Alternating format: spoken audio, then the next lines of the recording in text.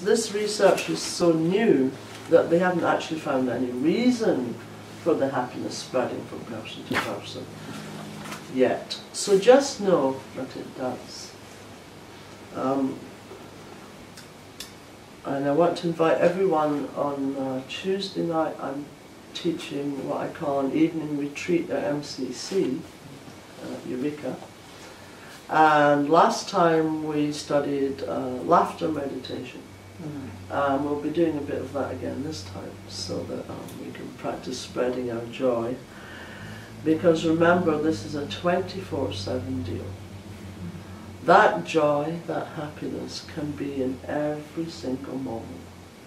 And don't forget, if you allow yourself a smile, the people sitting on either side of you have a greatly increased... Look at Frank's oh, it's spreading! Look out, happiness is contagious.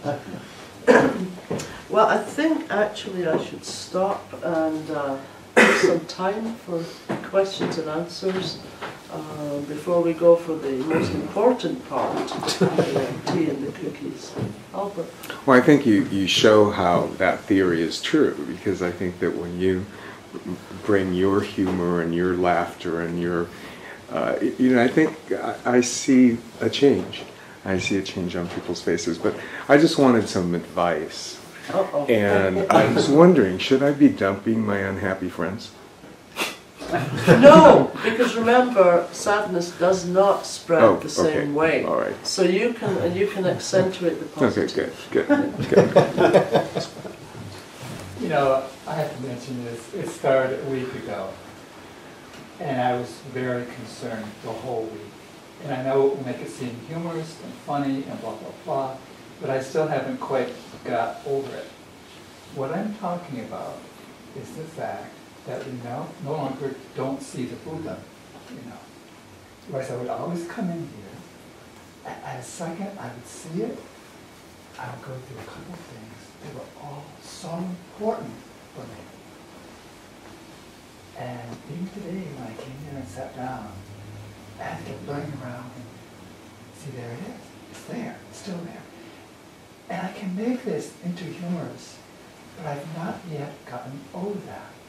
Because I've been here for years, when I will be able to look up and see Buddha there. And then I can say whatever I want to say, walking down the street, going down, down the city, and it'd be okay. But it wouldn't be okay if I could no longer see or have a person in a certain angle. The angle was in the wrong way. And I just have to say it, because I still don't know how to do it. Because my life has been, 10 years or so as a Buddhist person, blah, blah, whatever that means. And I still haven't found, how can I deal with the fact that the Buddha is over there and I have to sort of go into different ways so I can see him. And it's a big deal for me, and I just have to mention that. I'm still not over it. Thank you. I have one suggestion. If you want to see Buddha anytime you want, carry a little mirror in your pocket. Because I can see lots and lots of Buddhas sitting right here.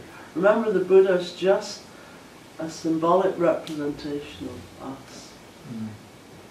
And Buddhism is nothing more than spreading loving kindness. I know that. I know. But I still haven't lost. Right there. Yes. Thank you. Anyone else? Did I understand the statistics you just read at the end, that there was a better chance that your neighbor would be happy than your spouse that lives with you? Actually, it's very interesting. It says 37%.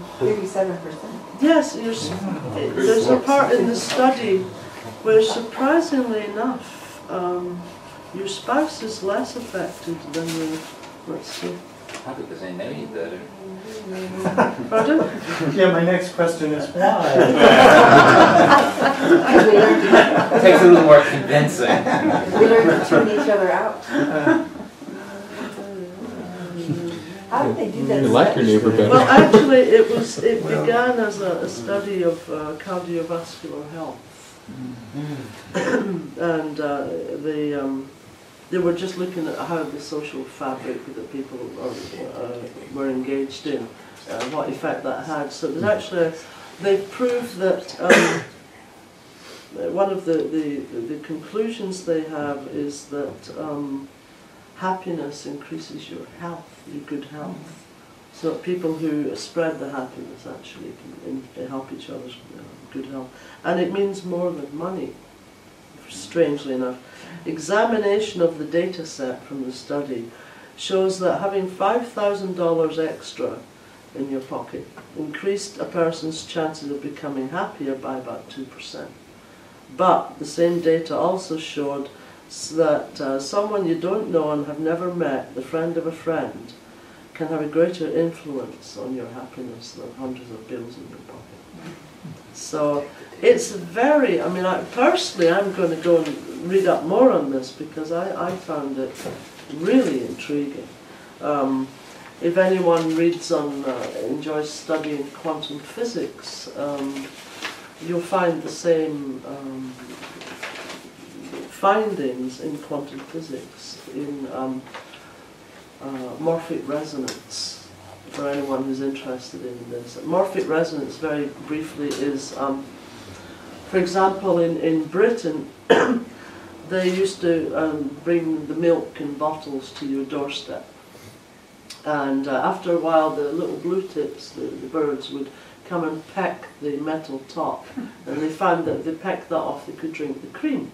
I don't know, the milk you get here is different. It doesn't seem to have cream on the top. But anyway, We used to have you used to have milk like that.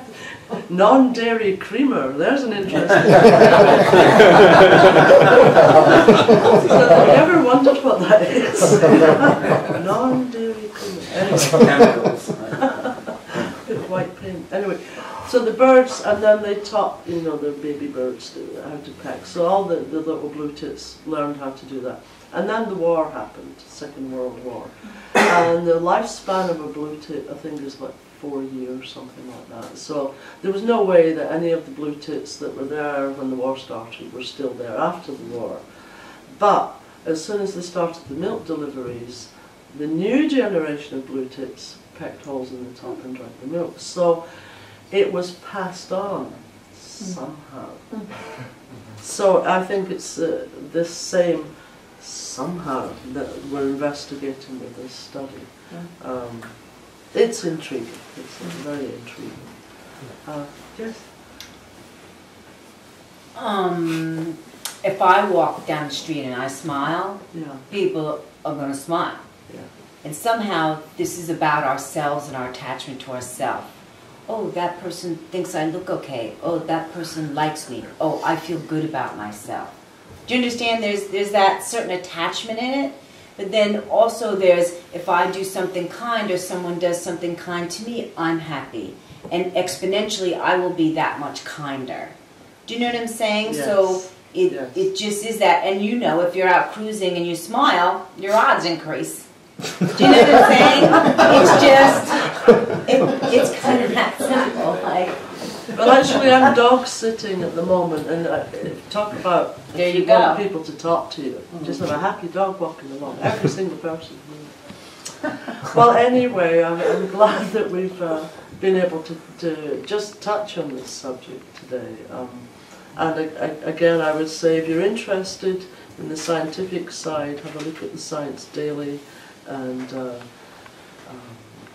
Genjo Koan or the Heart Sutra are wonderful teachings on interconnectedness. And I think we better stop and we can talk further upstairs with the tea cookies. Thank you, John. Thank you.